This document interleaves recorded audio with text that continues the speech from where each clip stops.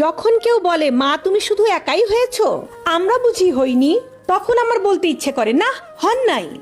আমার বাচ্চার মা আপনারা হন নাই। এখনকার যুগে পড়াশোনার যে প্রতিযোগিতা, সেটা আপনার বাচ্চারা পায় নাই। চারিদিকে এত ভেজাল খাবারের ছড়াছড়ি আপনার বাচ্চারা পায় নাই। বড় মাঠ, খোলা বাতাস, প্রাকৃতিক পরিবেশের অভাব আপনার সন্তানকে ভোগ করতে হয় নাই। স্মার্টফোনের ক্ষতিকর দিকগুলো আপনার বাচ্চাকে ফেস করতে হয় নাই। বর্তমান পরিবেশের মতো এত সামাজিক অনিরাপত্তা আপনার সন্তানকে ভোগ করতে হয় নাই। এমন হাজারো নেতিবাচক পরিবেশ পরিস্থিতি আছে যেটার প্রভাব আপনার বাচ্চাকে ফেস করতে হয় নাই, কিন্তু আমার বাচ্চাকে সেই সব ফেস করতে হচ্ছে।